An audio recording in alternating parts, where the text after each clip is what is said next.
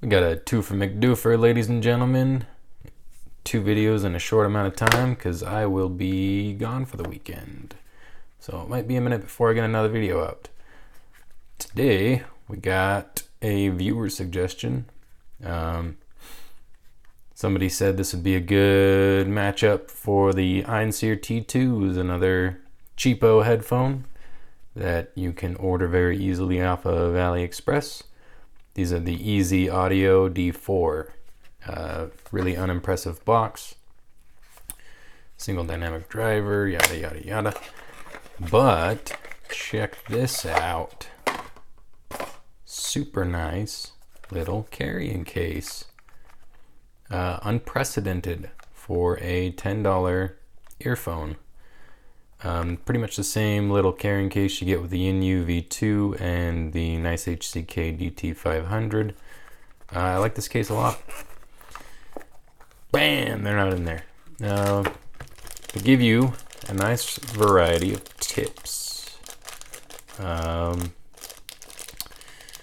Some that are so huge I don't even want to meet the guy whose ear holes are big enough that those are the right fit, and some that are so small that a mouse could use them. So thoughtful there. Shabam!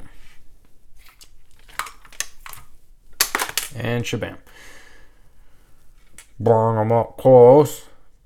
You got their little logo there, you got the vent hole there, you got the right there, you got the left there. Now they came with two kind of different, oh, I just noticed these are not both the same size, but whatever. Is that? No. They came with two kind of different medium-y tips. One that's wide bore and one that's narrow bore. So down below, I went ahead and measured both. Some earphones seem really sensitive to tip selection. The Hi-Fi Man RE400 were one of those, which was unfortunate because all of the ear tips that it came with were fucking horrible. And you know, with any kind of deep insertion tips, tips can make a pretty big difference. So I went ahead and measured both of those. On these, it doesn't really seem to make a significant difference. Frequency response didn't change a whole lot. Some of the other measurements did. The significance of those, I couldn't really tell you. I will say I put the narrow bore on one side and the wide bore on the other side, and it didn't sound mismatched or anything. They sounded pretty much the same. So there's that. Here you go. The screen. You got a little lip to hold the tips on. Pretty thin, unimpressive cable. You get a one-button microphone controller thing that actually is metal. Clicky button. And it goes to a little split. Focus. And you get a chin slider. That works pretty well if you're into that. Kind of a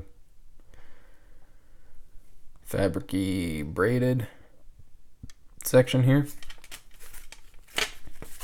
God, we're already 4 minutes into this. And a 90-degree jack with some strain relieving. Oh, there you go. The bass profile on these is pretty relaxed. It's still, emphasized over the mid-range. It's not flat with it or anything. Been seeing a lot of stuff with 5 decibels, or no, not 5, around 10 decibels of emphasis lately.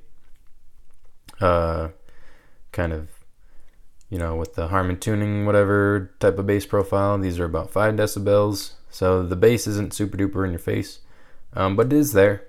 There's a good quantity to it, I believe. Some sub bass rumble going on. I think it's just fine. I do personally prefer a little bit more bass, but these aren't bad. If If you've heard something with a whole lot of bass and you care for it, then maybe these will be up your alley more. Mids on these are quite nice. I don't know. I don't know how to explain mids, they're just mids. They're just sort of there.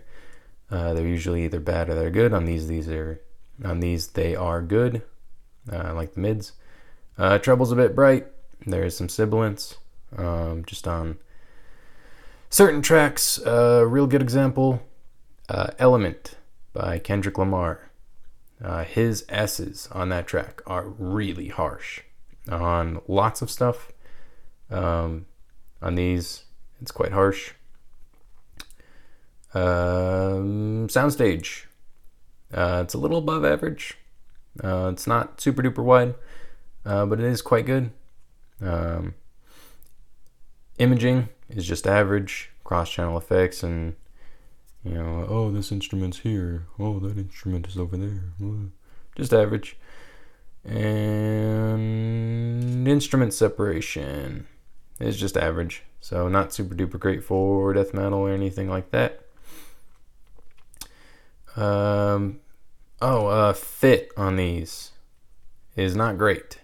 They kind of go in your ear, and then you have to put these behind that weird little flap thing, what I'm talking about, in front of your ear hole. I don't find these very comfortable. How do these compare to the Einseer T2s? Maybe I'll make a more in-depth video on that, but my preference is the Einseer T2s. I think just overall they're a better sounding earphone. They're the same price. It is cool these come with a case and stuff, but these just didn't super duper do it for me, but they don't sound bad. They sound pretty good. Very impressive for $10 earphones.